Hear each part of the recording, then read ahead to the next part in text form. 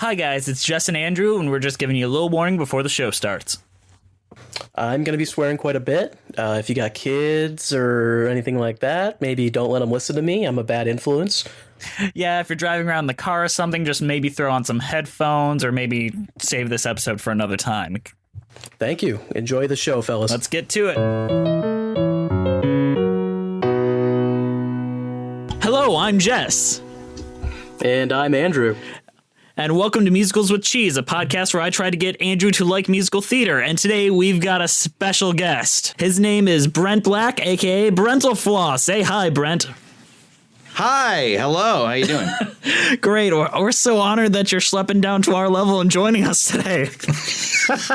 Schlepping, I've never heard that phrase, schlepping down to your level. I liked your show. I wasn't sure if we were going to talk about this, but I literally invited myself on because I like complaining about musical theater, so thank you for having me.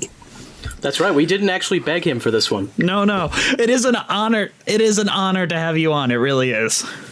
Well, thanks. And speaking of complaining about musical theater, Brent, do you want to tell us what we're complaining about today? Oh, man, yes, I do. We are complaining, or maybe not, about the 2016 musical, air quotes, musical film, La La Land. I don't care if I know just where I will go, 'cause all that I need's this crazy feeling I got tapped out of my heart. Think I want it to stay. City of stars, are you shining just for me? La La Land is a 2016 film written and directed by human-computer program Damien Chazelle with music by Justin Hurwitz and lyrics by Ben Pasek and Justin Paul, known for Dear Evan Hansen, The Greatest Showman, and their only good thing, Dogfight. The film received many accolades, including stealing Best Original Song from Lin-Manuel Miranda, Best Director, and briefly, Best Picture. Keyword on briefly. So what is our altogether relationships with La La Land? It has been out for about a little over almost 2 years now, so we all are allowed to have like an opinion on it.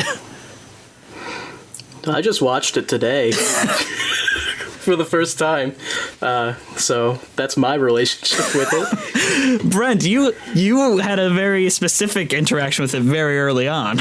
Yes, I was coming back. I don't know if you guys ever do conventions like nerd conventions, but you know, at the end of it, you can be very cranky. And I think I saw it when I was coming back from Norway. So like there was a jet lag thing. I was exhausted. I was cranky. And I decided to watch it on a plane and immediately started taking copious notes of why I hated it. And I couldn't make it past the 45-minute mark. In the time since, I have watched it twice. And like my opinion has improved only as much as the fact that I got a little bit of sleep and wasn't quite as cranky, but I still do not like it. Whereas I saw it the day it came out just because I'm a musical theater guy, and anytime musical theater content is released ever, I just go and force myself to see it, good or bad, no matter what. It's just the world I'm in. And I was meh on it then and have only gotten negative since, but still pretty meh. Andrew, what is your overall opinion, just straight up, so we can keep on going from this? Oh, what's my opinion on it? Yeah. Well, having just watched it today, I actually have a pretty positive opinion. I thought it was pretty good. And this is why it's interesting. We all have the full gamut of thoughts on this. Brent with an extreme negative, Andrew with an extreme positive, and me dead center. I don't know if I'd go extreme positive, but You're leaning positive. yes. And I'm not even sure that Brent is extreme negative, but he definitely leans negative. Well, the thing is, there are things that I'll enumerate them later, that I really appreciate about this movie. But as a musical theater writer and a musical theater lover, it has serious, unforgivable flaws. That's where I'm standing. It kind of is the same way for me, except the flaws don't completely diminish the whole. Because I think Brent and I are very reversed on it, where he went to school for musical theater basically at Tisch, right? Yeah, actually, specifically musical theater writing, which is very weird. It's basically Hogwarts. Yeah, so I'm coming at it very much from like a structural how to write a musical perspective. And I'm coming in it as filmmaking, and a lot of my issues are strictly in the film content because that's where I went to school and that's where I got my degrees and where I spent most of my years studying. So Brent and I are probably going to have mixed match opinions just based on that. Great. I don't have experience in anything. I'm just watching it because Jess told me to.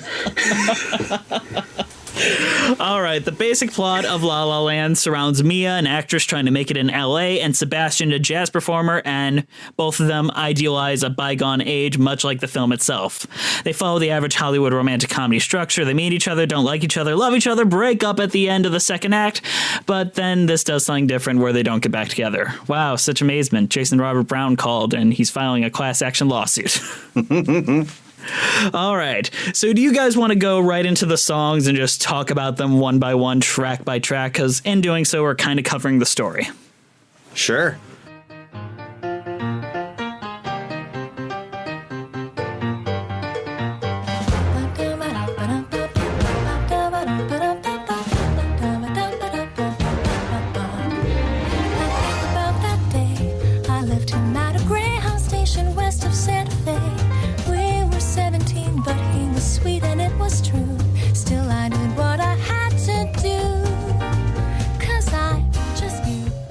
So the first song, Another Day of Sun.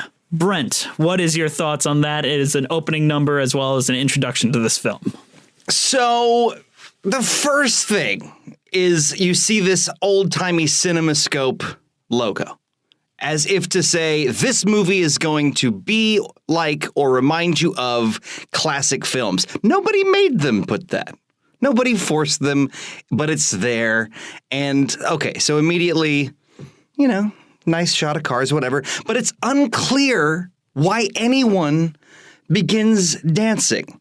I can understand why the first woman that sings, like, she's kind of daydreaming or flashback and she's remembering a thing. Okay, the emotional content of that might make her sing, but I don't understand why, if she and everybody else are bored and impatient and annoyed in traffic, completely stopped on the highway, where is the emotion or intention coming from to dance? First woman, why? Second guy, double why? He looks at her from his car like, what the hell's she doing? And then he's suddenly like, oh, wait, no, I'm in this credit card commercial too. It makes no sense. It's emotion for the city. It's emotion for, it's a juxtaposition is how I kind of interpret it, is yeah, this is the worst part of LA. LA at its worst, meeting LA at its best, kind of.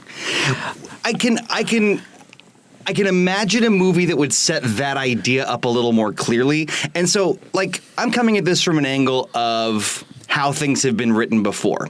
And that can be very limiting because that is more like history than where things are going. But to me, songs grow out of either intention or emotion. There's no emotion going on in this moment that makes them want to be joyful. And there's no intention unless they're telling us a thing. By the way, they are people that we'll never meet again. We see for this music video and then they're gone. But also, in terms of how you make a musical, the opening number kind of sets up the rules of your universe. And if I'm not mistaken, this is the only song in the show where people go against their current emotional state entirely and sing a song that's not metaphorical. It seems to be what they're literally feeling, but it is joy when they're in a non-joyful situation and they're honking and they're annoyed. It just strikes me as made by someone who doesn't know quite what to do with an opener. I find that hard to disagree with, the fact that it doesn't feel like a correct opener. But then again, it's trying to ape off of things like tradition and location setups like that from Fiddler on the Roof and so on, and do it in a way that represents LA, which is both the negative mixed with the starry-eyed glimmer of it all. And just it felt like it had that general idea, and then they're like, but we want the honking to be a percussive element to it. Well, LA has a lot of traffic.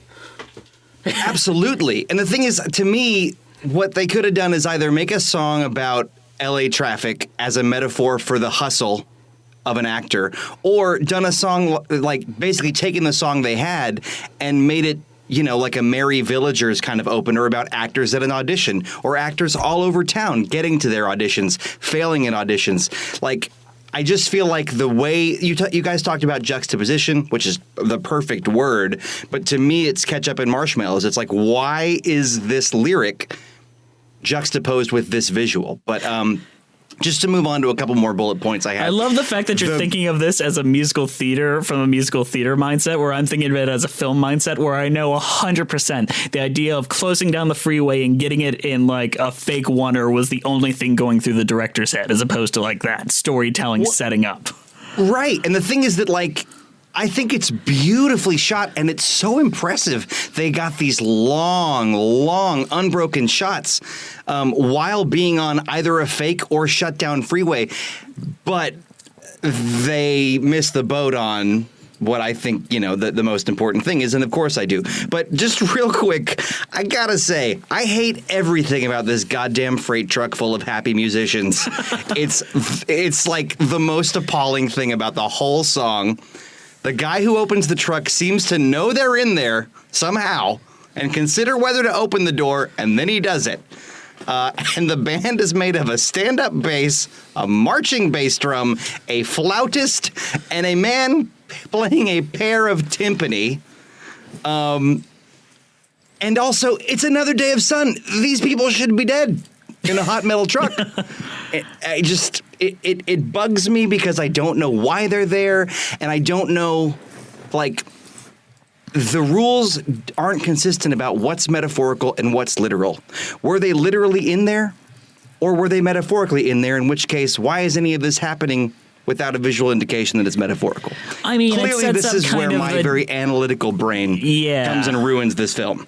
It's the diegesis. It doesn't set up the diegesis like immediately, but it seems like it follows these rules later on, especially when they're like flying or the camera's floating around people and giving this high fantasy life, when also it's trying to mix with the real drama of relationship stuff, which is where I start to have issues.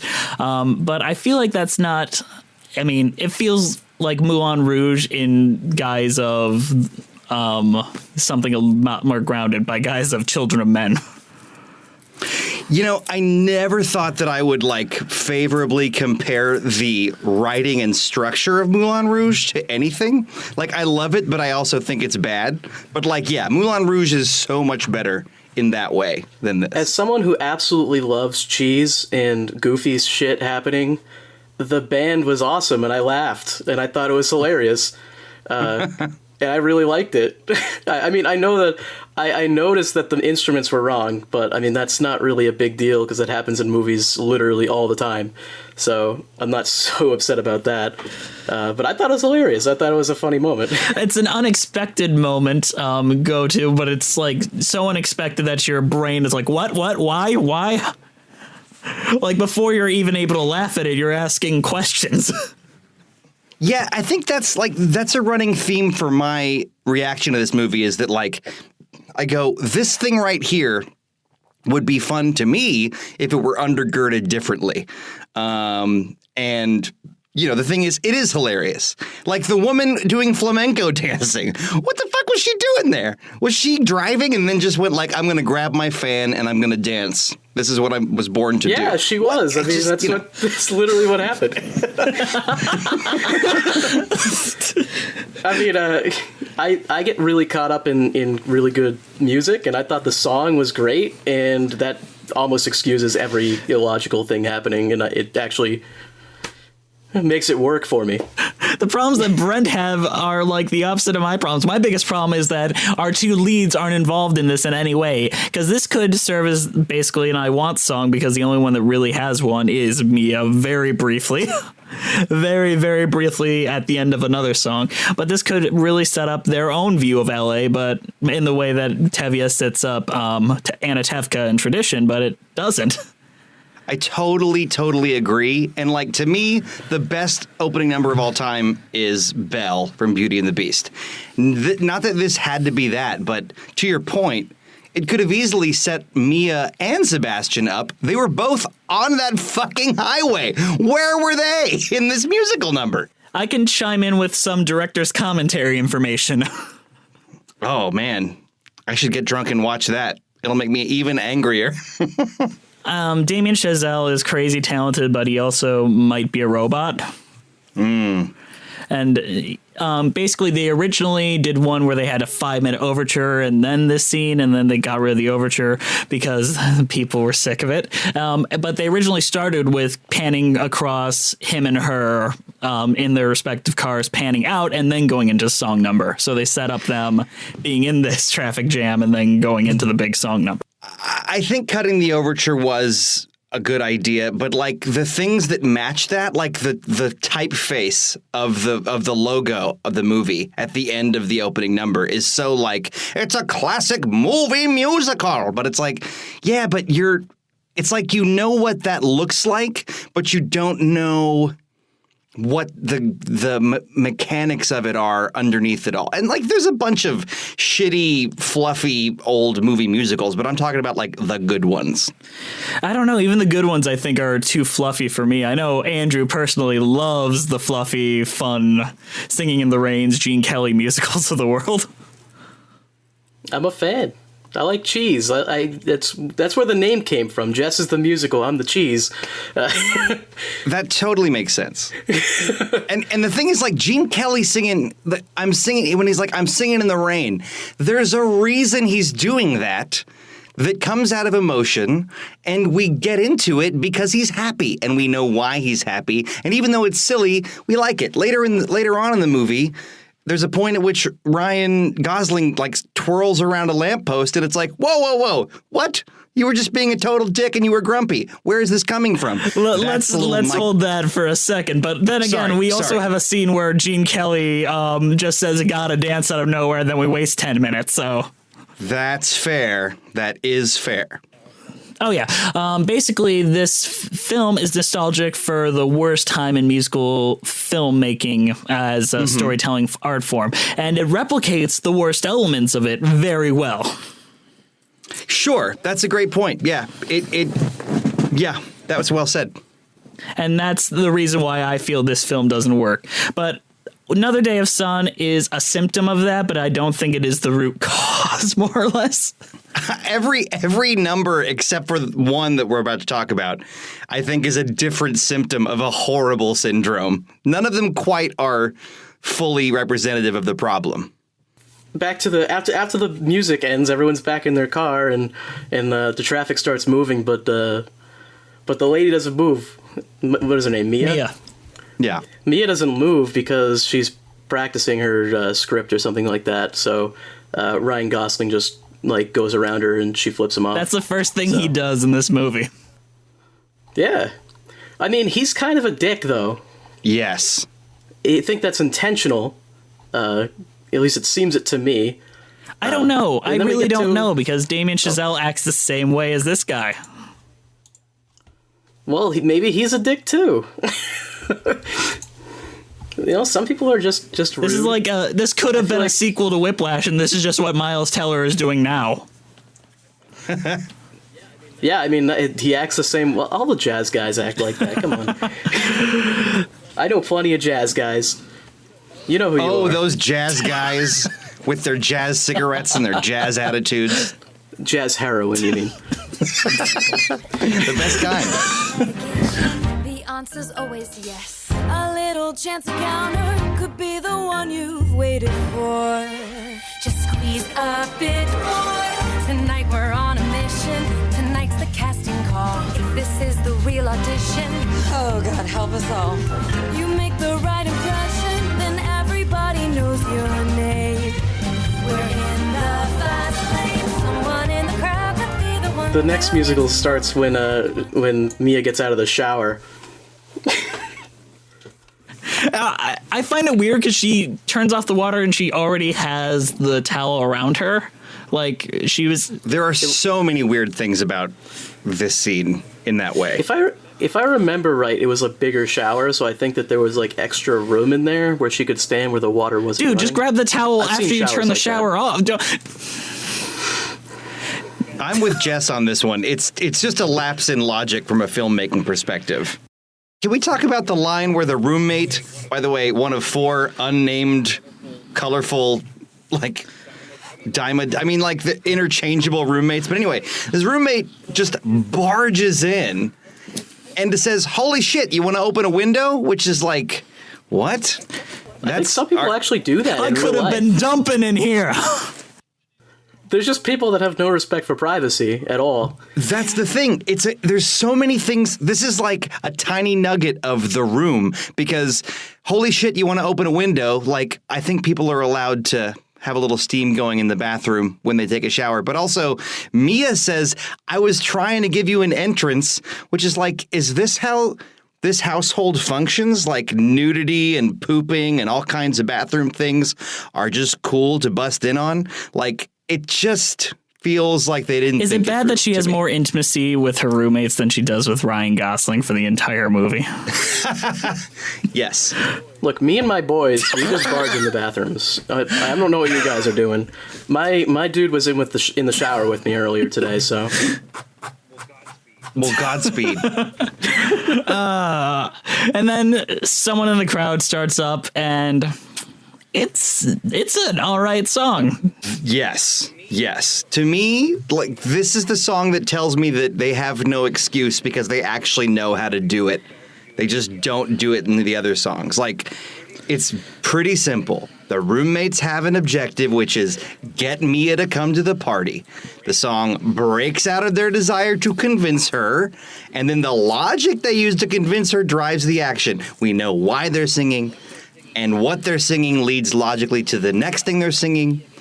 Mia gets a nice little moment in the bathroom where she has her bell singing like "I Want Adventure in the Great White Somewhere," and then it ramps up for like a big production number finish. I don't know why the fireworks were there at the end, but like for 5 minutes, it's a decently charming movie musical. Can I chime in with a hypothesis for why this song works and probably the other ones don't? Just a quick, like, conspiracy theory. All right, so Justin Hurwitz, he does all the music for Damien Chazelle's movies and all that. They probably had these songs sketched out a long time ago, just with general, this will be a song, this will be a song. And then when they bring Pasek and Paul in, let's go through the songs real quick. Another Day of Sun, make it about LA and just general LA stuff. Lovely Night, they're nice. Do the If I Loved You, like apprehensive love song. City of Stars, Yep. You know, LA, happiness, love, general. This is the only one with specificity. This is the only one where there is characters to work with and an actual goal with it, where all the rest of them are very much like archetypes. And let's go back to the Sondheim quote that I'm like pasted in here and wanted to refer back to because I knew I was going to say it, where basically he said, if you asked me to write a love song, I would have a lot of trouble. But if you tell me to write a song about a girl with a red dress who goes into a bar and her fifth martini and is falling out of her chair, that's a lot easier because you have the specificity. Even songs like If I Loved You or People Will Say We Were in Love, you have the references to the blossoms falling out of the tree, and that's so specific, as well as baking my favorite pie, like very specific things that differentiate these characters from our usual normal protagonists. I totally agree, and I'm gonna like weirdly name drop. Like, so as we mentioned, I went to NYU Tisch for musical theater writing as a grad student. I recently stopped paying my student loans, but I'm bringing it up to say we got to do a Q&A with Sondheim, and he told us something we didn't know, or I didn't know, which is he almost never writes a song to fill a hole in the script. He never writes a song where they say a song goes here. There's usually a playwright who writes a dialogue version of the scene, and then he takes that and adapts it. And it's a whole different process than just going, a song goes here. And to your point, Jess, I do feel like, yeah, it feels like a lot of these songs are shoehorned in a way that if you're really paying attention to the setup and to the lyrics compared to the dialogue, they don't quite fit. Mm-hmm. And I think that's the biggest issue with this film as like a musical is the lack of specificity. Yeah. The fact that every song feels like it was written by someone completely different from everyone else, and they aren't character songs, they are group songs that happen to be sung by one character. Ooh, that's really well said. Andrew, what do you think? Someone in a Crowd is a really fun song. I tell you, I will never not laugh at this.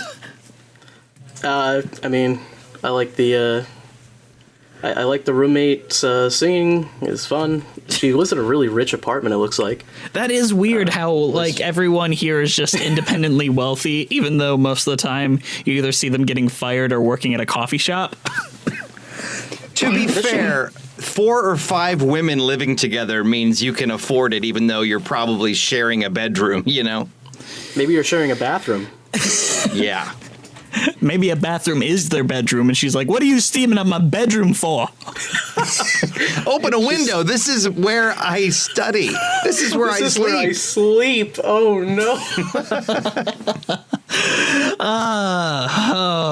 And then so they go on their individual story. Ryan Gosling meets J.K. Simmons, and you remember what life feels like for a minute. Sebastian's day he was immediately like gets before, fired. Yeah, he came in contact with Mia a second time. But the scene where he goes home and his sister is there, again, I don't know if your listeners are fans of The Room, but there are just a few moments in this movie that feel straight out of The Room. Like, he shows up, his sister's there for no reason. He doesn't want her to be there. It's very like, anyway, how is your sex life? Like, it's weird. And this sister character never comes back again. She is only there to set up Sebastian and nothing else. And I guess I just feel like, you know, if this were a stage musical, certainly, but even a better written movie, you'd have her be someone recurring. Maybe one of Mia's roommates is the sister or something, but it's just so random and so transparently there for exposition about Sebastian. Let me chime in here with a small correction. She does appear twice later.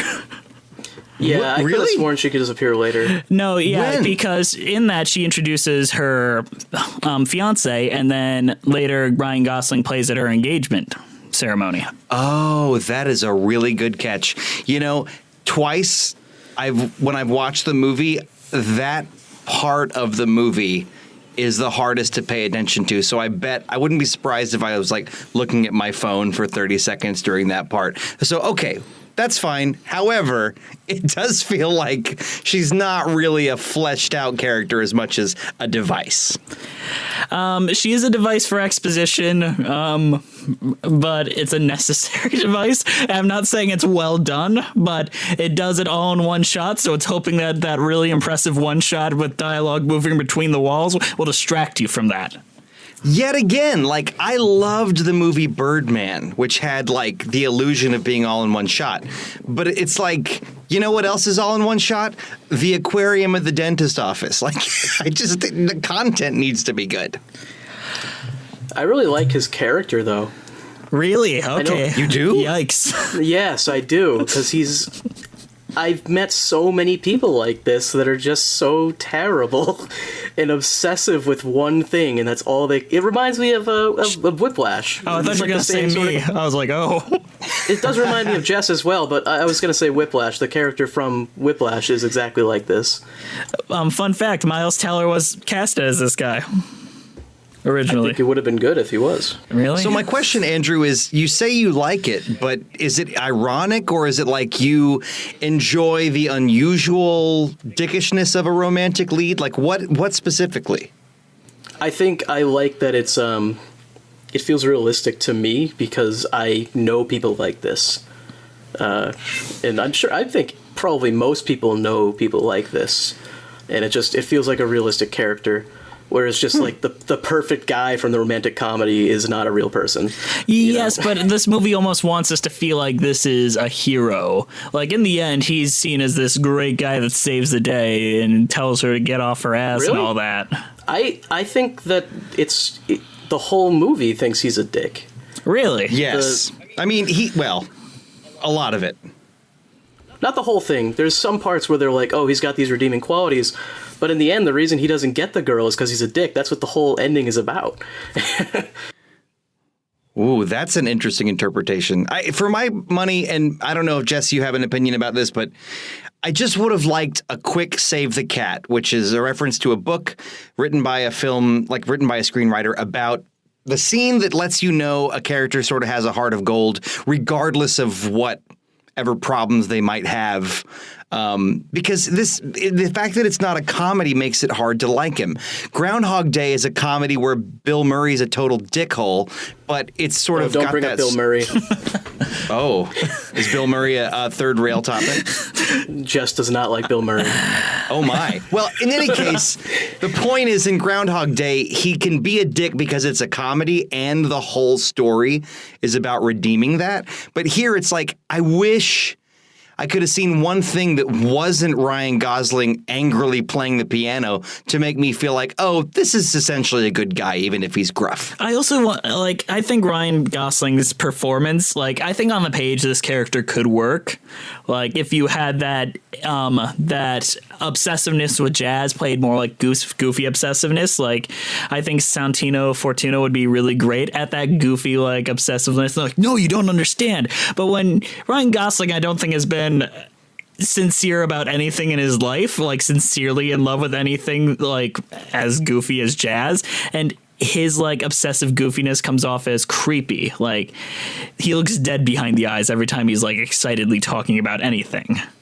Jess, he is a real human being, okay? And you need to just leave him alone. That's just my opinion on his performance here. I loved Blade Runner 2049, where looking dead behind the eyes was perfect for him. I'm going to agree with you. He doesn't have very much enthusiasm. Well, no, he does have enthusiasm. Ever. It's strange how he uses it. When he's... Do you know how, iPhones have, low power mode? Fucking Ryan Gosling is on low power mode this whole movie. I saw it as a sense of, self-seriousness, though, where he took himself so seriously that he couldn't show emotion. He was I'm a jazz guy. I'm important. I think that's a totally logical interpretation. Also, I hate people like that. I also don't like people like that, but I think it's cool to see a movie about someone like that. That's fair enough. I think it's just weird because we're next to such a near faultless character like Mia. Yeah. I think if they had an equally I don't think she's quite flawed on the same level he is. I think is more. Mia is a miserable failure who can't get a job.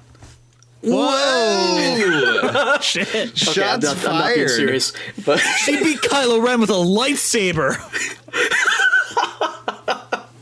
I mean, I think that Mia, it's weird, right? She's supposed to be in these auditions that make her out to be a bad actress, but she's clearly good. And also, on the other hand, she super doesn't have her shit together. Who is surprised by a reminder that you set yourself for an audition that you're supposed to leave at the time you already told your manager? Why does she go, oh shit, and have to leave when she set the reminder? And also, you live in LA, you've been there for 6 years, as you say later in the thing. How do you not know what a tow zone is and how it works? Anyway. Storytelling, contrivance. Let's talk about A Lovely Night, guys. You say there's nothing here.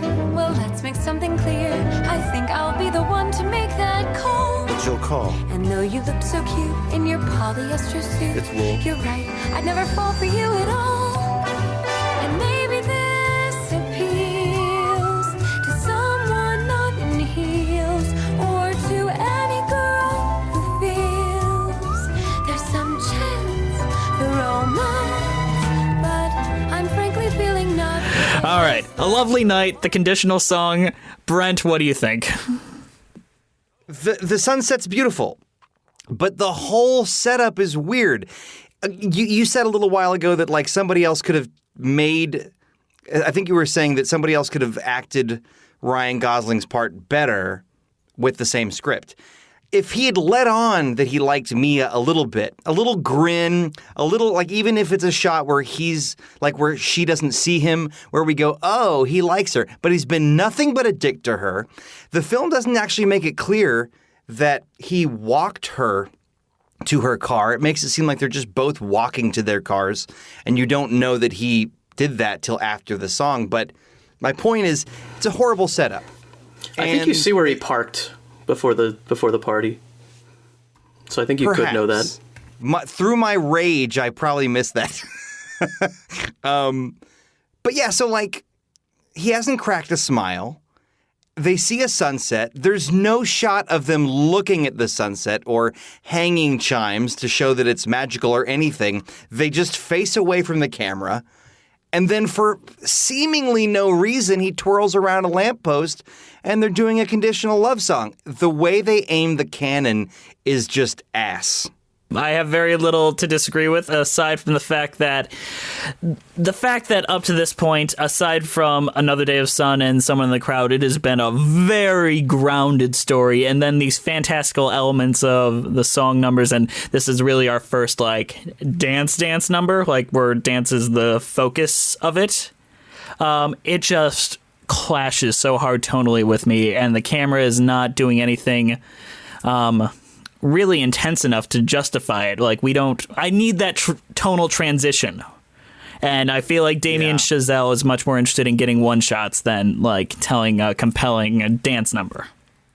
Well, and to me, if you're going to do a one-shot of a dance number, then you got to get Fred Astaire. Yes. Because, like, the opposite of this is when, is it Richard Gere who was in Chicago? They totally faked his tap dancing and cut to somebody else's feet. Like, that's the opposite of this. Here, they really did the dancing. They did it in a one-shot. But it's, when Fred Astaire's at Easter parade and he's dancing in, like, on all these toys and the drum, and you're like, how the hell did he do this in one shot? That's impressive. Here, it's just, like, lazy camera work, and, like, they're okay dancers. It's great that they learned to dance for this movie, but when you metaphorically zoom out, it's like, yeah, they're pretty good. They're all right. Imagine if they had casted actual Broadway dancers. Like, imagine Cynthia Erivo and Leslie Odom Jr. up there dancing their life away. Shit. Totally different movie. This movie could have been better. Yeah, the dancing was lame. But they could have done it, even without... Sorry, Andrew, I'm going to let you talk in a second. I just want to get this thought out. I'm going to let you finish. I'm going to let you finish, but Beyonce had the best video of all time. So this film needed Baz Luhrmann for this segment. Like, you need the intense edits if you're going to have non-dancers dancing. Like, at least... it makes it feel more intense, high fantasy, powerful. That is the diegetic language you want. Here's what I think about dancing in any musical, including a movie musical. Dancing together, two people dancing specifically, means we're having fun, we're falling in love, or we're banging, but we can't show banging, so this is standing in for that. Bollywood style. This is Bollywood porn. No, but like, the thing is, like, they don't... It doesn't logically follow. Like, this song is actually not bad as like you're a jerk, actually I like you. You're a jerk, actually I like you. Like, that's a fun thing, and it's very, very traditional, and I guess what I'm saying is it's tried, but it is true. But the dancing here, I don't know why Ryan Gosling starts dancing, why he starts doing the feet thing on the bench. It's like he's being silly, but we haven't seen him do this yet. We don't know why he started doing it. Was it the sunset? It's just not clear. And then after this song where they do dance together, which is supposed to mean a lot between two characters, like, they don't even exchange information. He doesn't even, like, add her on Facebook. It makes no sense to me. Facebook didn't exist in the 1940s. Yes, she's got that good 1940s iPhone. They're really rare. And she's driving that 1940s Prius. Maybe it would have been better as a period picture. Oh, it probably would have been. Very possible. Very possible. Or go back even further. Make it take place in the 1800s. I want like a big 1940s style, like, Hello Dolly musical again. No. Let's just go full on Jane Austen. He's Mr. Darcy. Just really jump in. I'd be down for that, like, but still keep like the contemporary musical theater shtick going on. Oh yeah, and I want them to also be driving horses and buggies on the LA highway. This is going to be a very specific, cool movie we're making. This is awesome. Another day of dysentery. So after this song's over, randomly and briefly, we hear about Mia's boyfriend for, I might be wrong, but it seems like the first time in a way that you know who's being talked about. And to me, it's like, I don't know, as I'll say later again probably, I don't know why she has a boyfriend in the context of the way they tell the story. And it's weird that it took this long for us to concretely find out. I'm not going to lie, I was excited that Finn Wittrock was in this movie, and then I saw how long he was going to be in it for, and I was like, oh no. Yeah, like he had some kind of deal with the director to be in the next movie, and the director was like, I'll write you in as an unnecessary obstacle who's gone in 7.5 minutes. It was pretty pointless. She probably should have just not have one. But an editing trick could have just saved this, and saved us that plot cul-de-sac. It didn't really have a point. To be honest, it could have. Like, he could have been, like, actually kind of like a really great guy and added some conflict to this really predictable, really overstretched, like, romance. They basically have this weird false start meet cute like 5 times. So if she had a boyfriend that like she had to deal with a ethical dilemma, I'm with this one dude who's not always in town, but I'm falling in love with another. That's drama. The way they do it, he just shows up and it's like both of you said. It's pointless. But it's accented and made even worse when every time we see Mia at one of these parties, her friends are pairing her up with a guy as if they're trying to hook her up. She's the virginal one that don't find men very easily. And that makes it even more blurred. Like, if she's always, like, with these guys that her friends are trying to pair her up with, she must be single. Like, just that. That's LA, baby.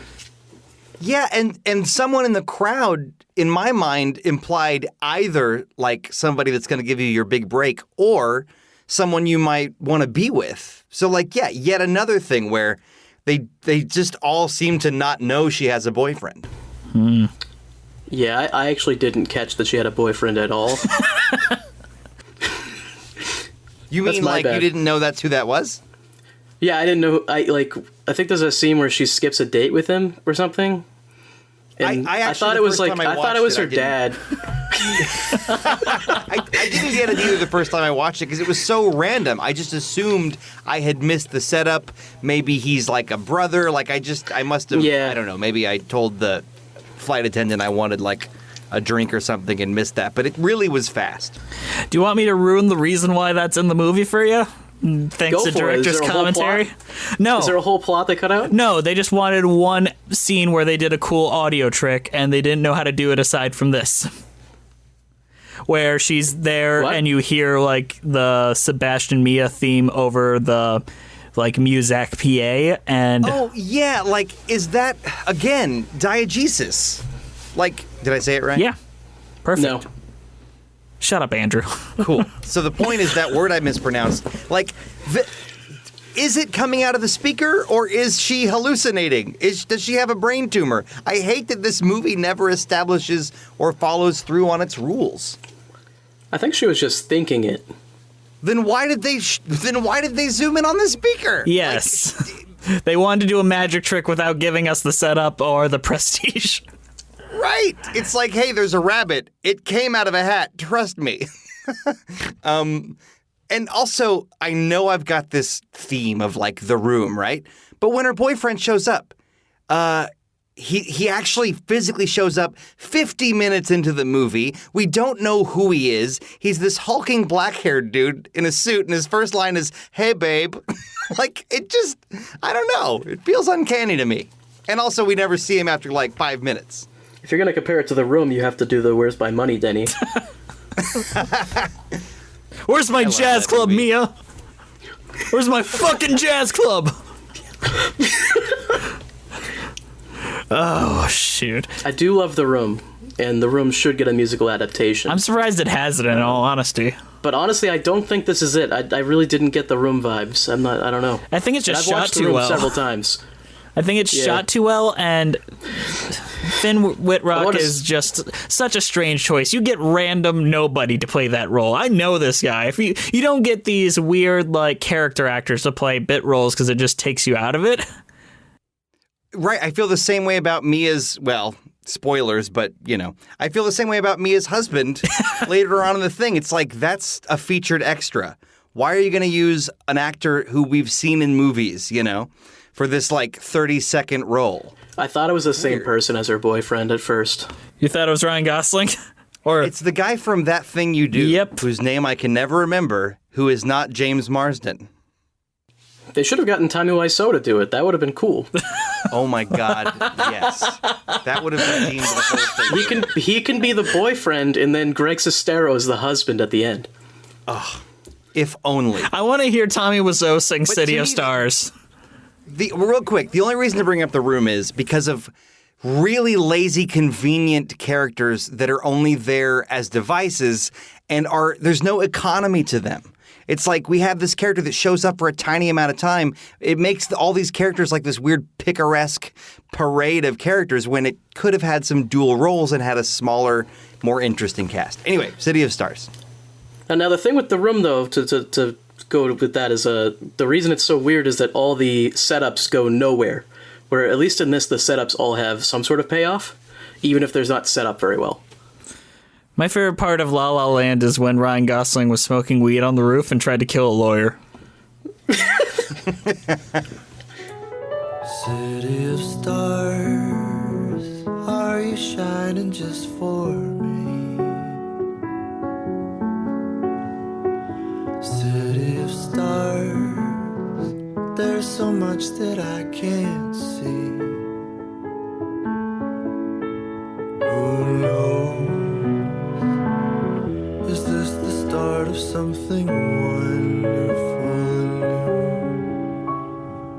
Or one more dream that I cannot... This song shows that Ryan Gosling, as a musical theater performer, is a coward.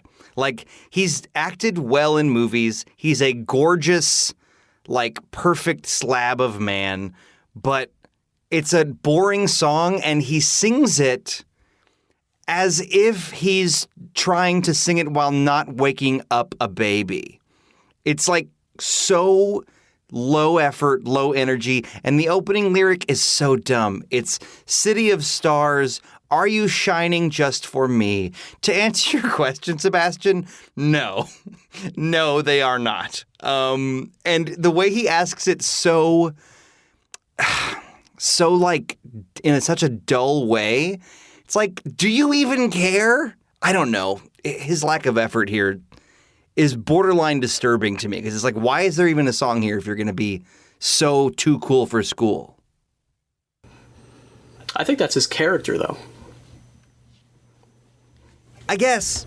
I just feel like the thing to me is volume, sheer volume equals passion at a point when it comes to singing. And his lack of volume and effort make me feel like he's not actually all that into Mia. Structurally, this song is like a song for us to see into his heart and go, wow, he really likes this girl. And if it was a good musical, it'd be, wow, he really likes her, and he's not sure about X because there's some stakes involved. But instead, it's like, I just got high, I'm gonna dance with a stranger, anyway, bye. That's it. That's the whole thing. If you want to hear this song sung very well and very passionately, look at the Oscars performance by John Legend, who can bring soul to the dumbest lines. Are you shining just for me? City of stars, there's so much that I can't see. Who knows? Is this the start of something wonderful? I knew. I didn't see it, but I believe that. Because he's a real singer. Mm-hmm. And he's a passionate singer. He's not a great actor, as we see in this, but he is a fantastic singer. All right. Then she comes and chases after him, and they're at a movie theater, and they're seeing Rebel Without a Cause because nostalgia, old films. Another tie-in to Tommy Wiseau, by the way. Yeah, that is this. Oh, that's a great point. I'm starting to think this film is taking me apart. And then they hold hands and the film doesn't work out. Then they go to a planetarium and fly around. I want to know what Andrew thought. Honestly, I think this was my least favorite part of the whole thing. Them flying around was a little silly, and they didn't dance very well, so it wasn't really that spectacular. It bothers me just because, is it that easy to break into the conservatory at night? It's a great point.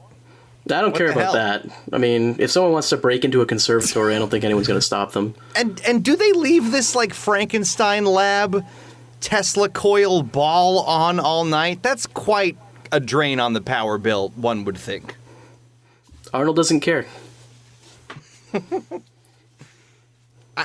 To me, this sequence is where the movie, what air it has, all just completely goes out of it.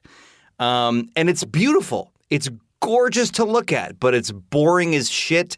It is the Star Trek the Motion Picture of dance sequences. And it all seems to think that every advance in their physical contact is like a twist. Oh, they're holding hands. Yeah, they've been predictably the love interests for half an hour now. Wow, they held hands. And then at the end of the whole boring ass, I'm going to go buy some Milk Duds, see ya kind of dance sequence. They kiss, and it's this huge thing. They have a whole vignette circle that comes down on it. The music swells. It's what a twist. It's not a twist. This should have happened 20 minutes before. It's playing with the chasteness of 1940s musical without realizing that it can't do that anymore. Societal expectations have changed, and no longer are we going to be surprised that the two leads that are obviously going to get together are going to get together. It's still playing by 1940s rules. She'd be eating her ass in that planetarium, not just holding her hand and kissing. I thought that's what dancing stood for.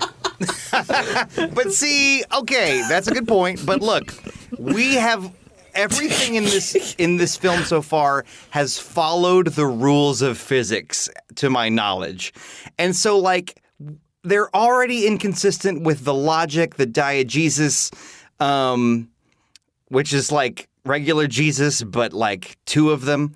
But for real though, the fact that they can suddenly fly just pisses me off. Because it's I don't know.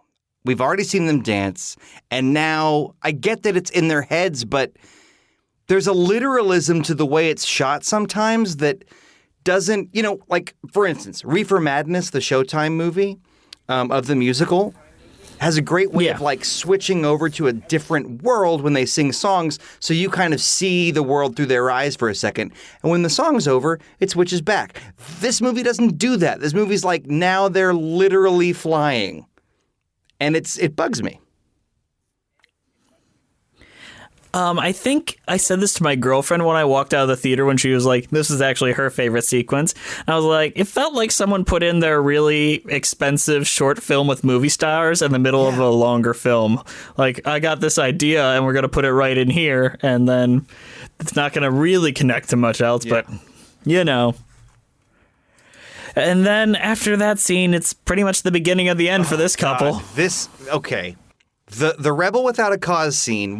Once Mia is with her boyfriend, there's this long chasm with no momentum and no stakes. Because right after this, there's the summer montage, which is just they're in love. And I don't know, I'm not a screenwriter, but we got it. You just danced in the fucking clouds. We don't need to watch you soft shoe in a subway station. You're in love. Is anything else going to happen in this movie? And it just keeps on not happening right before your eyes. They're really happy, and it's all these shots of them happily going around and hanging out with friends or being silly with each other. I think that's where the jazz club scene where Emma Stone's dancing and Ryan Gosling's like playing on stage. Just an extended sequence of them being in love.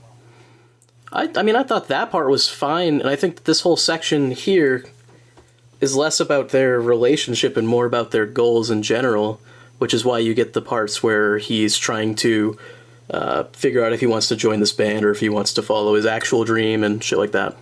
And I think there's a montage of her doing auditions as well. This goes where the post-coital conversation would be, basically, in any other love story. This would be where, if I were making this, it would be the opening up for intimacy scene would be if a human being actually wrote this instead of the computer program that is Damien Chazelle. Basically, they thought, you know what, they could dance, have fun, and this could be them enjoying their relationship. And he doesn't seem to understand that relationships aren't just about smiling and looking happy. It's expressing the deepest, darkest secrets. Like, I think the best interpretation of this was Eternal Sunshine, where she has the "Am I ugly?" conversation, where she's like, I had this doll and I didn't want it to be ugly, and it's just opening up that intimacy and wanting that. And I think we could have had that and still had that work if she just told him a little bit about her aunt's story and that connection and how that drives her.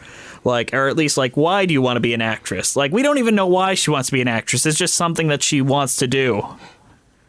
Who doesn't want to be an actress? Well, that's the assumption as you go in, but a lot of people, like, I wouldn't want to be an actor. I don't want to be a performer. Like, I do a podcast, but that's a little different.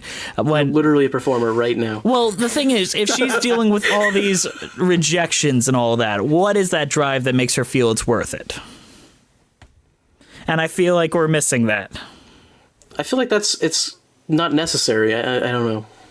I guess I feel like that's one thing I can actually get on board with. I happen to have majored in acting in college, so I'm not unbiased. But I think that where everyone has a keyhole into that is that I think almost everyone, at least in America, values fame. So even if you don't get into like the craft and the art of it and it being your happy place, I think people watching the movie can be like, yeah, she wants to be famous. Who doesn't? Yes, but then the ones that dream the audition song seems to be paying off like her like emotional goal, that drive that we never got set up. Well, and not to spoil it and skip ahead, but here's to the ones who dream. Unlike you, who went home and only came back because of your boyfriend. Anyway. Yeah, okay. Well, I think that it's so far into it at a certain point that you kind of just come jaded, I guess, and I think she's kind of at that point. Right. After 6 years, she says. And that makes sense. So. All right, so then Ryan Gosling, at the peak of his happiness, meets with his good friend John Legend. Does he have a character name that isn't John Legend? Keith Messenger. So he's like, hey, you want to join this fake jazz band with me to make money? And he's like, no, art. I want to be my art. And then he overhears Mia on the phone with her father saying like, oh yeah, he doesn't really make money. And then he's like, I gotta sell out. And then he joins the John Legend band. Hey guys, sorry to interrupt you in the middle of the podcast, but we're here to shill at you. Yay! That's my favorite thing to do. That's my game. All right. Please subscribe to us on iTunes and leave us a review. It's our way of getting viewed and getting up there on the new and noteworthy list. We really want that. Also, find us on Spotify, Stitcher, and all the other podcast websites. Check us out on Twitter at Cheesy Musicals. On Instagram at Musical Theater Lives. YouTube, Musical Theater Lives. And please, if you have any questions, recommendations, thoughts, or just anything that you want to say at us, email us at musicaltheaterlives@gmail.com. We always read them and we will respond. We'll probably respond to them on the show. Also, a reminder that we are currently having a raffle for anyone that is going to leave us a review on iTunes. If you leave a review, you'll be automatically put into a raffle for a $20 Amazon gift card. So, if you leave a review, you have a chance to win. And you're very likely to win because there's barely any reviews. Just letting you know. Exactly. So thank you for listening, and let's get you back to it. I don't know what your name is, but I like it. I've been thinking about some things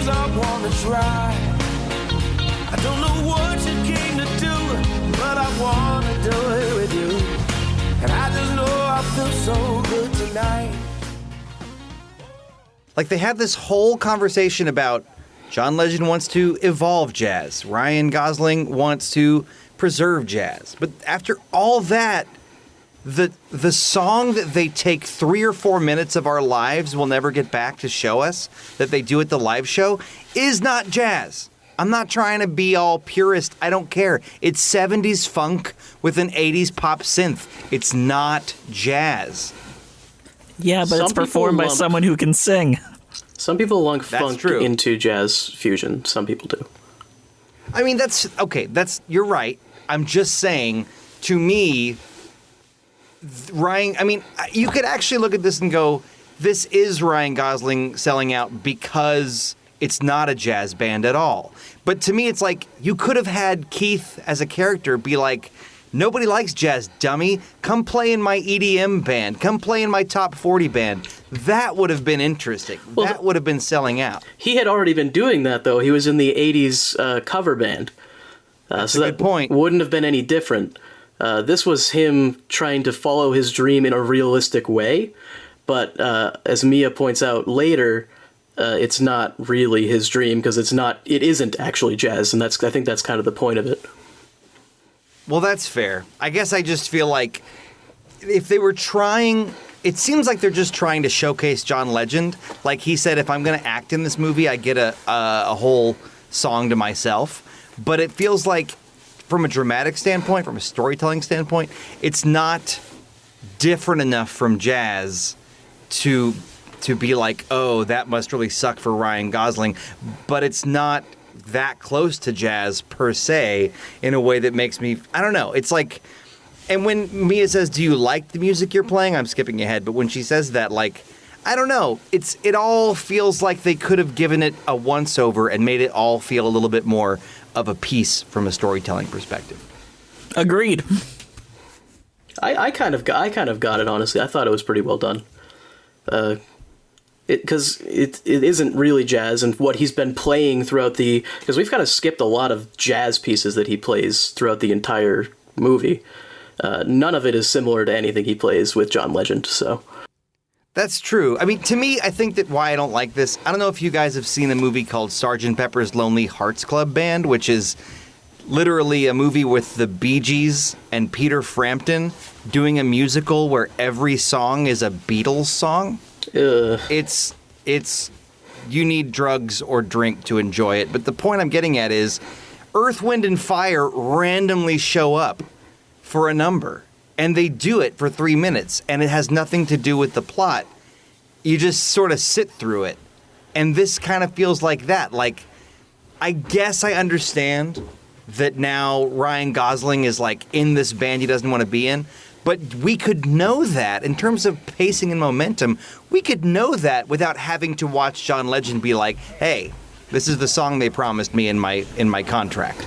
I'm going to make the argument that the importance is not, in fact, Ryan Gosling in that scene. It is Emma Stone. Her facial reaction, the fact that she sees all these women racing up there toward the guy that she's so allegedly in love with, and seeing like how insignificant she is in this sea of people, and that just the face journey of that is more the importance of that scene. I agree with Jess, actually, because Ryan Gosling doesn't really do much in this song. He just plays the piano.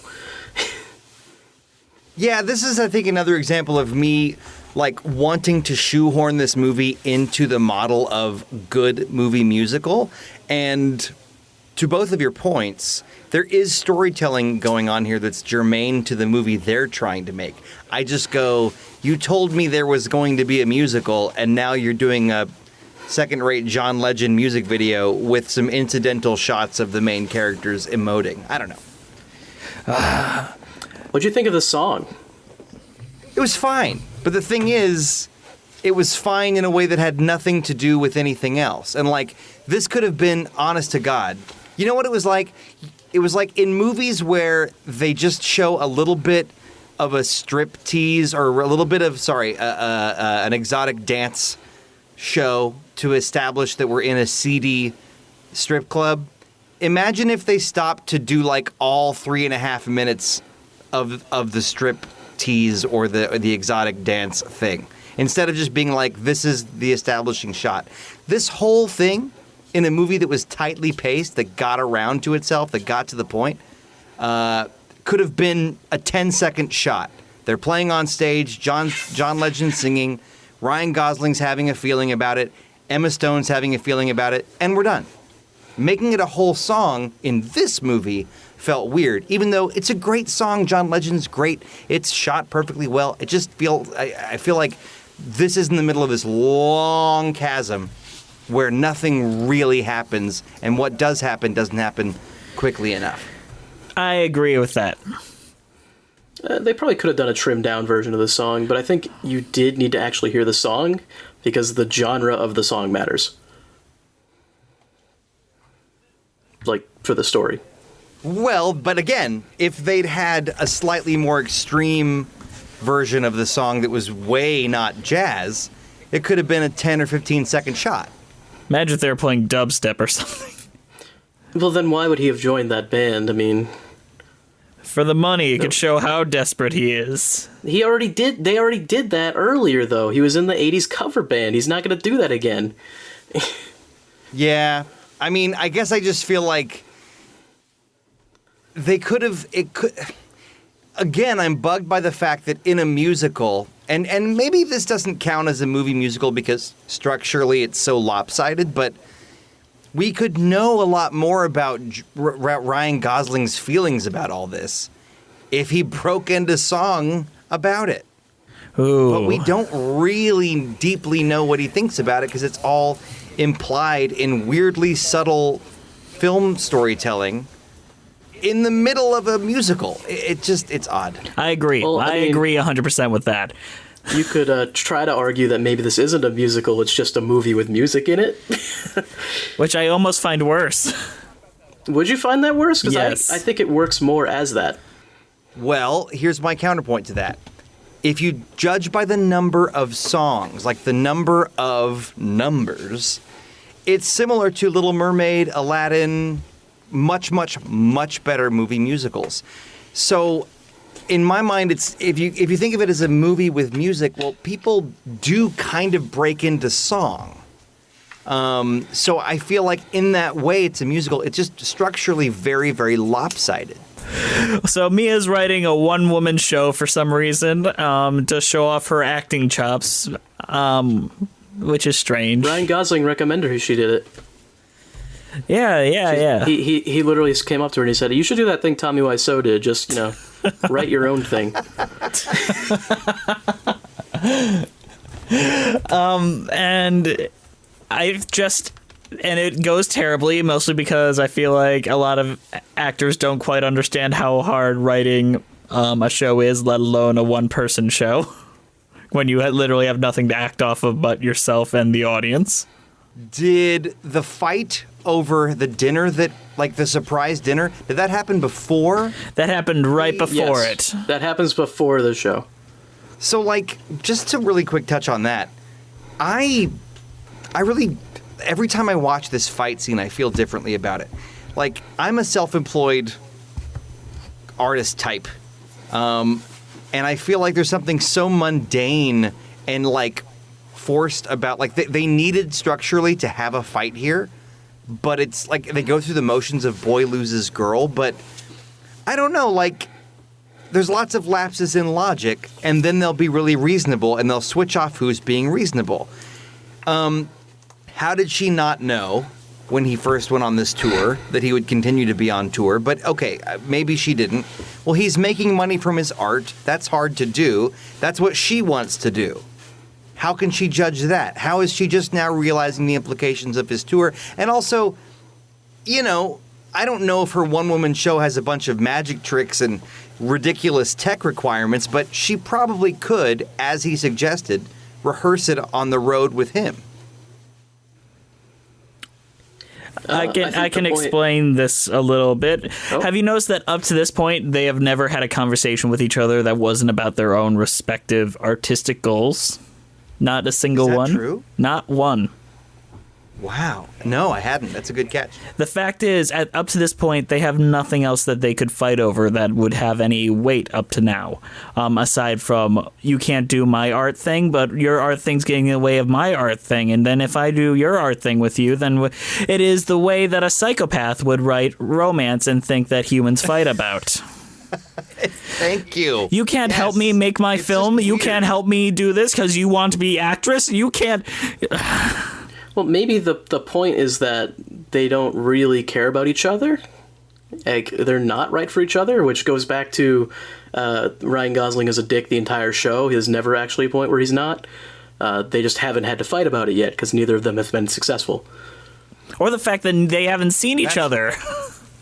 If that was the intention, that's meta as fuck. But at the same time, maybe it was. Like, and on that level, I guess it succeeds because I don't like him. Well, I mean, he says some mean stuff there. He doesn't end up getting the girl. I think that the movie knows he's not really that great a person.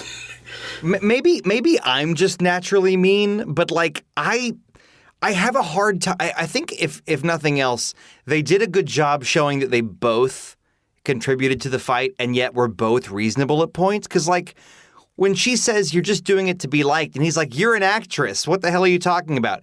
That's a good point. He's not being entirely respectful in that moment, but that's what fights are. I think he's totally right. And she looks at him like, ow, I'm wounded. And it's like, hello, come on. You are trying to be an actor.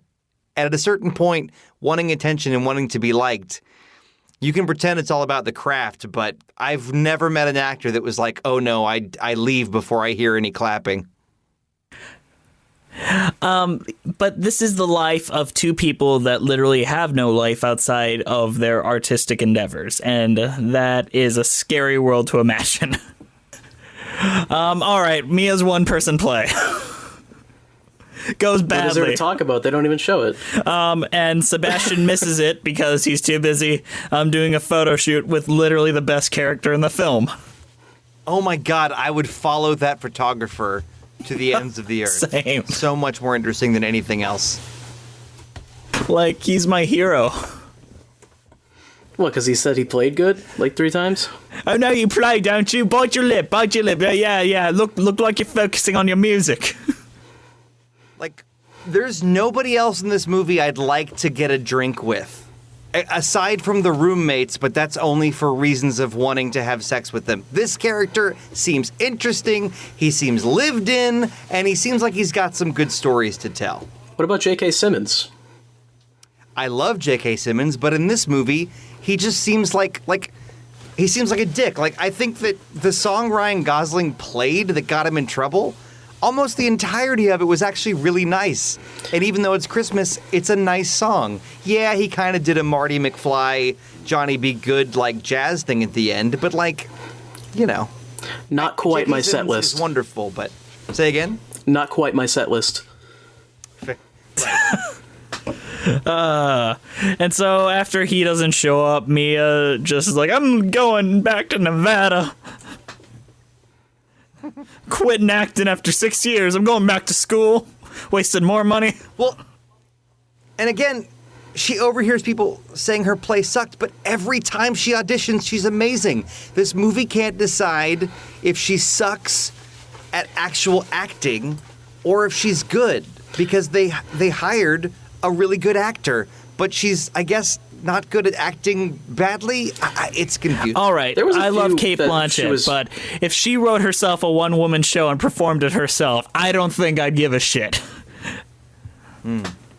Andrew? I was going to say that there is a few audition segments where clearly she's bad. Like, where she's pretending to be a police officer. That one was, like, really bad. There's a few of them in one of the sequences where they are bad. That's true. And I mean, I felt like that whole sequence, it feels like they kept it to show the woman reading, like, you know, I've been an actor, and sometimes the person reading opposite of you in an audition is totally wrong for it and not even trying.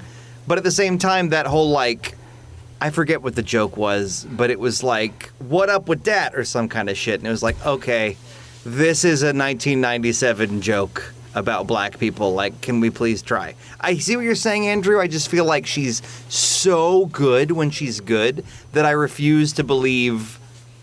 I mean, look, maybe her writing was shitty. I just feel like the movie can't decide when she's good and when she's bad and why.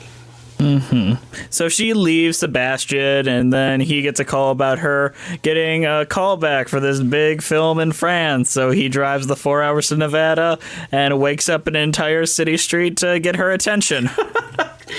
I thought that was pretty funny. And the guy like throws like a book at him. Yeah, that's the one time it feels like a romantic comedy in this film. Well, he does that every time he shows up. I mean, to that wherever she is. reaction of the guy throwing a like newspaper at him, that feels like something out of a 90s romance comedy, like 10 Things I Hate About You. And they basically get together. She's like, I'm a failure. And he's like, you're going to go, and I'm going to make sure you go. And he takes her to the audition, and then they ask her to tell a story. And she rambles on a story about how her aunt went to Paris once. She told me a bit of madness is key to give us new colors to see.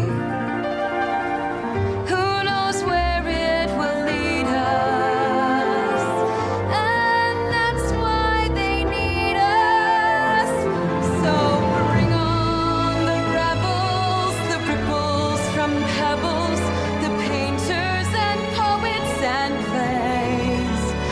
And here's to the fools who dream, crazy as they may seem. Here's to the hearts that break. Here's to the mess we make. It feels like shitty cabaret. Like, Yeah, kind of. Yeah, and the thing is, like, this is not the worst song, and boy, Emma Stone acts the fuck out of it, but it's schmaltzy and lyrically unfocused, and, like, once again, it's even abstractly, it's introducing a character we'll never hear about again.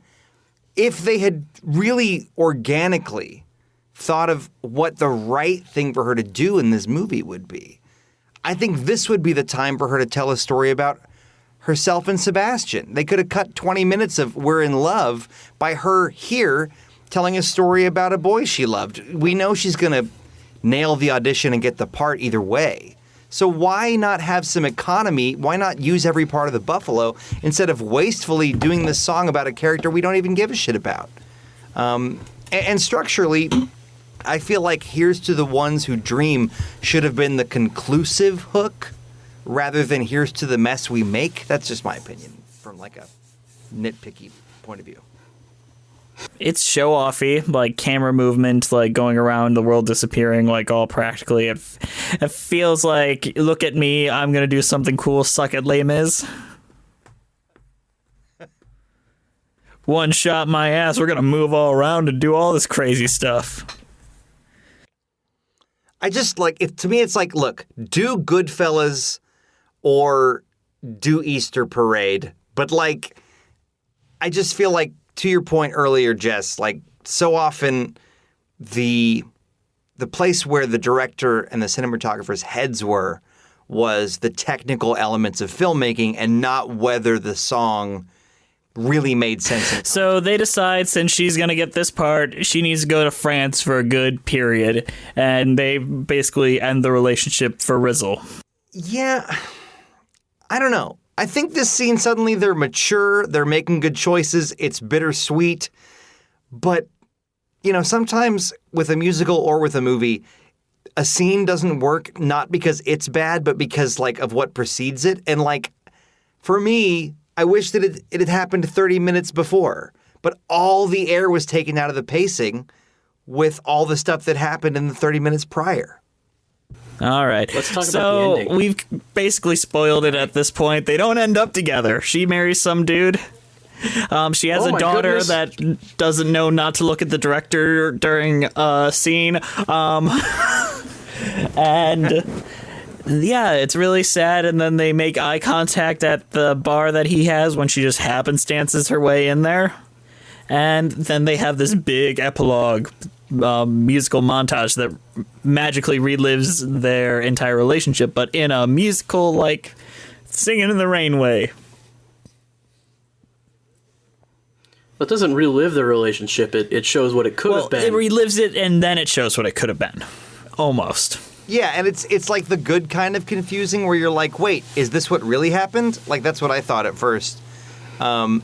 And, like, my thoughts are, it's beautiful, it's emotionally compelling, but all of its power is undercut by the ruined pacing of the preceding 40 minutes. Like, my arms were folded half an hour ago, and at this point, my fucking skeleton is turned to pudding. I don't care. I just want it to be over. And I think this ending would work as the ending of, like, a 1-hour Black Mirror episode, but I just don't know if they quite earned it. Like, I think the idea of the one that got away is very universal and speaks to me very deeply, but I just wanted the movie to be over. And also, that trumpet solo. Like, we're in the denouement of this film. That trumpet guy's agent was really good because it stops dead to indulge this guy's trumpet solo for way too long. That's jazz, my man. I guess. But, like, if the whole movie had been stylized like that ending sequence, that would have been a hell of a thing. But at this point, despite being beautiful, to me, it's just I don't disagree. Andrew, what do you think about that? It was really good. I'm not sure what to say. I'm not sure how to say it. I mean, I thought it was great. I mean, I wasn't bored of the movie at this point, so I just thought it was really good. I think everyone agrees it was really good, so I just agree even more. Now, to Andrew's point, this movie got nominated for 6 Oscars, and nobody was shocked when they thought it won Best Picture. People liked this movie, particularly people that live in LA and want to be reassured that it's worth it. But, like, I think I am an outlier for reasons we've talked about and the fact that I'm just snobby about musical theater structure. But, yeah, like, much like your girlfriend, Jess, like, there comes a point for me in this movie where I want to be invested, but it just drops the ball. And from a perspective of momentum, once it's dropped, it's so hard to pick back up. I think you could cut this movie in a way that would give so much more power and weight to this epilogue. And if you just start watching the movie at the point of this epilogue, it's like, oh, what a beautiful movie must have preceded this. But structurally, I just feel like I'm bored and I just want it to be over. I 100% agree, but I also I feel like this montage in and of itself is a larger symptom of the film itself. It's great in moments, but it really needs to be cut down. We don't need to see recreations of the scenes that we just saw, like of her with her fake child, but it's Ryan Gosling's this time, and them going to this bar. I'm like, okay, cut that, and I get what they're doing, but no. Well, I mean, it's the music was probably already made, and they wanted to make it long enough to have the whole song. Well, that's like the filmmaking decisions that they made before they wrote the songs, or like they had the idea for the shots before they thought of how the song would affect the story. That's not how you do a good storytelling with musicals. I feel like you can fix a lot of things in post. If they wanted it to be shorter, they could have changed the musical arrangement, but it's hard because it's hard for me because like it's so beautiful, and the scene on the soundstage where it actually is quite abstract. You know that it's not representative of anything that could be real, but it's stylized in an old movie musical kind of way. It's like, oh, that's so great. Why the fuck did you put it here and not do it any other time? Yeah, and then the movie ends. They give their last look to each other. The music sounds pretty for a minute, and we go into the credits. And that last title, again, is like trying to tell you, hey, no, we're totally White Christmas. And it's like, you're not White Christmas. I knew White Christmas. I worked with White Christmas. And you, sir, are no White Christmas. Like, it's just, I wish this, the way that it dresses itself up in this nostalgic kind of accoutrement is like, just because 3 kids are in a trench coat doesn't mean I think they're a detective. I just wish it was more nostalgic for better musicals. Like, I wish it was nostalgic for The Sound of Music and My Fair Lady, like things that actually use musical theater story structure to its advantage, as opposed to the Gene Kelly musicals. Right, and that's why I think that the idea that it's meta, or it's trying to do a take on musical theater in a way that is deconstructive, is either misguided or unsuccessful or not the case, because up to the end it's still doing that. It's still doing these visual cues that tell you what it's trying to emulate or be a love letter to, or whatever all the critics said. But if you want to introduce more people to music theater, then you have to have Hollywood movies that are musicals. Yeah, I mean, I guess like the show Glee, right, did a lot to introduce people to musical theater, even though it wasn't really musical theater. But like, you're right, there's like baby food that you got to get into before you can, chew up a steak. I just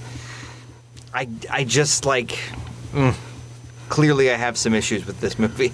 I think if you watch it as a movie and not as a musical, it makes more sense.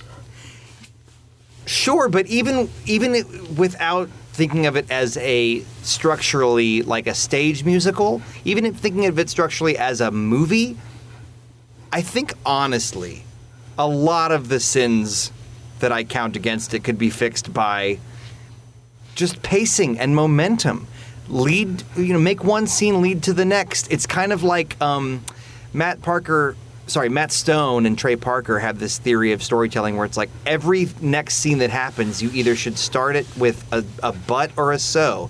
This thing happened, so that thing happened, but this thing happened, so that, and this movie just goes, and this thing happened, and that thing happened, and you're like, okay, great. Is there a particular thing I should give a huge shit about? I don't know.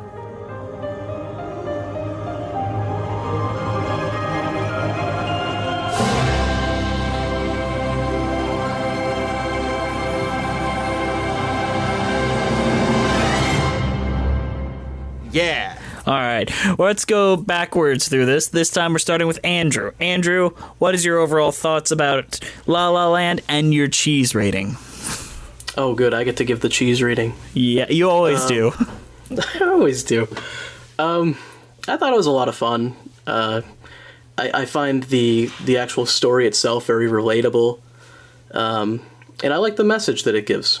And I am a huge sucker for bittersweet endings as well, so that's great as well. And I also like jazz. If you like jazz, you should watch it. And as far as a cheese rating, it gets a straight cheddar. It is cheesy as hell. I'm not going to lie, I'm a little bit angry that you got more emotional at this than you did at Falsettos. Yeah, I listened to that episode, and I watched the 2016 Falsettos with my girlfriend, and we sobbed like wee babes. And the fact that I mean, I'm with you on that, Jess. The fact that, you've had an emotion here, but, I mean, actually it sounded like you did have an emotion toward the end of the second act of Falsettos, but still, quite an interesting dichotomy. Well, I mean, Falsettos is not at all relatable to me in any way. That's fair. I can't. I mean, many people, I think, can't quite relate to the situations in that.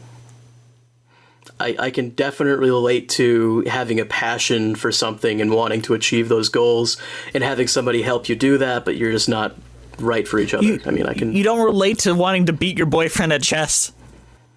Yeah, I just don't relate to getting AIDS and dying. I mean, it's never happened to me. God. All right, so I'm going to give my opinion so I can cut that out later. Performances outside of our leads, I think, are incredible. Like, all of the ensemble work, including the musicians and featured dancers, are doing their bestest, and they're incredible, especially in that opening number. This film is nostalgic for musical films at their worst. It's the big Gene Kelly song and dance numbers that ruled the mid-20th century that died way too late with the existence of Hello, Dolly. None of the songs are completely terrible, and neither is La La Land, but none of them are completely compelling. It's hard to create an air of verisimilitude in a world that has large dance numbers and as commonplace as conversation. Really, I'm just not a huge fan of this, but I also don't hate it. I have a lot of other notes, but not much I can really say, aside from the fact that why don't we cast Broadway actors in these very big dance roles that we're supposed to be impressed by? There are amazing actors that would have done very well in this and still put asses in seats, like Cynthia Erivo, Jonathan Groff, Arian Tveit, Lena Hall, John Gallagher Jr., Anna Kendrick, Andy Carl, Vanessa Hudgens, Jeremy Jordan, Renee Elise Goldsberry, Leslie Odom Jr., Shanice Williams, and Danae Benton. All these people would have brought people into the theater and would have done a better job than either of our leads. So if they had shot it just a little bit later, they would have realized that they should have gotten an actor that had just come off the first cast of Hamilton. If they got David in there, if they got Odom, they wouldn't have gotten Lin-Manuel, but like Hamilton was so hot, that could have been a whole different deal. But also, they could have moved, and like your average moviegoer is actually not cool with vibrato. Which is great because Ryan Gosling barely has it, aside from that, like, barely trying Regina Spektor jazz vibrato thing. But anyway, yeah, I think that it could have been cast in a way that would have just real dancers, real singers. Could have been a whole different thing. Yeah, but Anna Kendrick is the new hotness as far as everyone's concerned, and her vibrato is probably one of the most noticeable things about her voice. Well, yes, but I mean, and I'm judging from the last 5 years movie. Mm-hmm. It's not like, who am I thinking of? You know, when somebody comes up on stage and they just do this Ethel Merman like, Mwah! And it's like, we don't put that in movies. You mean like Audra McDonald or Laura Benanti or someone like that? Sure. Well, Laura Benanti's got a very, very tight vibrato, and I think actually Anna Kendrick has a similar thing where it's like closer to that Regina Spektor hip, like, it almost calls back to a Billie Holiday, like, older jazz thing. And when Anna Kendrick does the full-on musical theater sound, yes, there is vibrato, but when has she been in a movie that didn't call for it? I would argue that Into the Woods and Last 5 Years both called for a little bit more of a Broadway sound. Pitch Perfect, like all those films. I haven't seen those, turns out. So you're saying that she really lays it on in those movies? She lays it on as thick as she does in any of the other films she's in. Interesting. So I actually wrote a cheese rating. I didn't know if I was supposed to. Yes, please.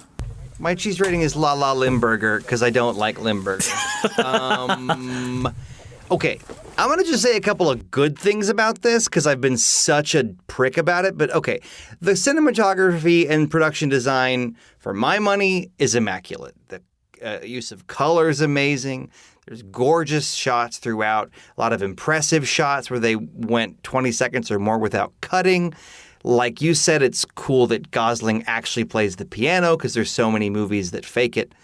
It's also cool that Gosling and Emma Stone actually performed the dances and got it in one take. I liked the line about L.A. They worship everything and value nothing. It's brilliant. Unfortunately, they also don't value how musicals work, but it's still a great line. But we've talked about how Sebastian's a dick. I compiled a list that I'd like to rattle off of evidence that he's a dick, and most of it's in the first half hour when we're getting to know him. He makes a point to shame Mia on the highway in two different ways. He keeps a stool in his living room that no one's allowed to sit on. He will not clean and organize his home until he opens his own jazz club. He insists that any woman he dates must already like jazz. He's snippy with a server after she just says, "Welcome back." He bumps hard into Mia's shoulder, doesn't apologize. He's mad Mia requested I Ran right after playing Take On Me. Calls himself a serious musician in that context. Later, the whole, picking her up by honking instead of knocking on the door when it's her apartment in L.A., that's douchey. And then after driving all the way to Nevada and convincing her to go back, like when he comes to pick her up the next morning, he waits like 3 seconds after checking his watch before he's ready to drive off. He's a dick He's such a dick. And I know, Andrew, you feel like there's, I guess, some meta element to that that's either more realistic or whatever, but it just makes me not really give a shit if he's falling in love with someone, because I'm like yelling at Emma Stone like, look, there's a better guy for you. There's a better guy for you out there. Stop it. I think the one thing that lends credence to Andrew's point is Mia ends up with someone that loves her in the end, and he doesn't. That's a great point. Also, That's a have you great seen point. Falsettos? Okay, Marvin is a total ass. I think that I have to put a little crowbar separation in between a movie. Anyway, look, they're different. But yeah, Marvin's a total asshole. No, the other guy. Wizard? Mendel. No, the other guy. Mendel. Mendel? Yes. I don't think Mendel's as creepy as you think, but I also think that's because Bill Finn, who super name drop, was my teacher. Oh, shit. Also, Mendel was a character written at a time when his creepiness was played more for laughs. I think in 2016 it absolutely is creepier, but I don't know. Falsettos is a show that I got into in my early 20s, so I grandfathered in my understanding of it. But anyway, yeah, Mendel, it's weird. He asks anyway. That's another episode. I think it could be portrayed acted better. I think it's always been miscasted. That's my opinion. Mendel's hard. Yeah, Mendel's a real hard role to get right. But I think that La La Land leaned too heavily on Ryan Gosling being attractive. Like, if you had Michael Cera in the role, but he was really charming and you really liked him, and or even if you didn't like him, but you knew why he was doing what he was doing, it would have been a better movie. Also, this is like a universe where telephone technology sometimes exists and the characters are sometimes aware of it, but sometimes not. Like, Mia can't text Sebastian about why she isn't at the movie with him. Sebastian can't text that he's outside when he picks her up. He can't text that he's going to miss her show. And then a casting agent has absolutely no way of getting in touch with her, even though every casting agent in town probably has a resume, which would have her contact info. In the end, I think the ideal way to watch this movie is on a plane, but not on your seatback TV. On the person across the aisle's seatback TV, where you can't hear it. You just see it. And just to see it with no sound, it seems beautiful and meaningful, and you never have to hear all the ways in which it's not. I think that's the best possible way. You're gonna miss all the really good jazz in it, though. Ah, yeah, that good authentic jazz, explained to us by a privileged white guy. Tell us more about the black people who made this music you love. Maybe John Legend should have that. played Ryan Gosling. Would have probably been a more charming character. I disagree. I've seen him in Jesus Christ Superstar. I don't think he was supposed to be charming. I think that's just a misunderstanding, that he's not supposed to be charming at all. Well, again, it's the thing is that I think, Andrew, you came to this movie, to your credit, with a more open mind, that anything could happen in this movie. And when I saw CinemaScope and I saw the logo they put at the beginning of the movie and I saw what they were going for in the opener, I went, oh, okay. I'm immediately applying structural expectations to this. And so, yeah, the movie may well have been we're going to make him a jerk, and that's kind of the point. Well, that's fine. The first thing he does in the movie is honk at somebody in the highway. That's our introduction to the character. You really think they don't understand what that does, for expectations? Oh, this guy's a dick. I mean, you've got a good point there, but at the same time, there feels like there's a Zack Snyder obliviousness with the filmmaking here. The way that the Watchmen film is very true to a lot of the visual elements of the graphic novel, but simultaneously misses the point a lot of the time.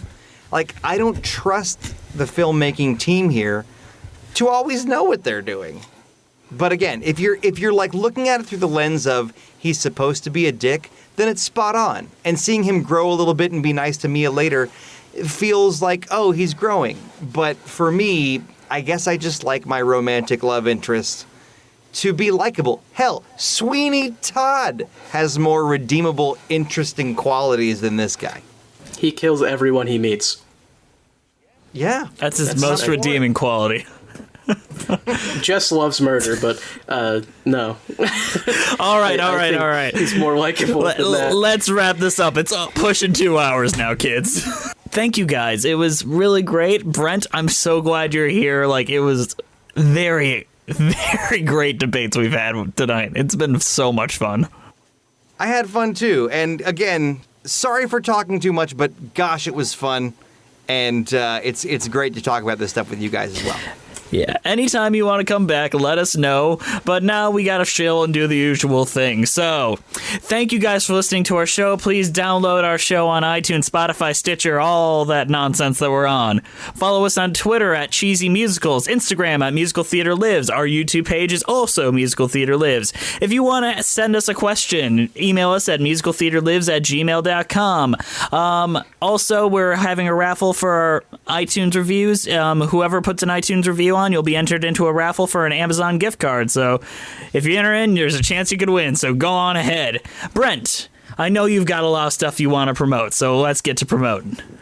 Oh my goodness. Okay, so on YouTube for the last 10 years, I've combined musical theater with video game music in a series called the With Lyrics series. You can check that out at youtube.com/BrentalFloss. For you musical theater fans, I'm also working slowly on a Star Trek parody musical, and I've actually got a Facebook page where you can follow the progress of that. That's facebook.com/TrekParodyMusical. I'm on a news and politics podcast called Trends Like These on the Maximum Fun Network. And I'm also the co-creator of a really, really fun party game called Use Your Words. It's available on all the current-gen consoles as well as Steam and the Wii U. More information about that at useyourwords.lol. I can endorse that. I played it with my family tonight. It's crazy fun. Hey, thanks. And yeah, thank you guys for listening. I'm Jess. And I'm Andrew. And I'm Brent. And we'll see you next time on Musicals with Cheese.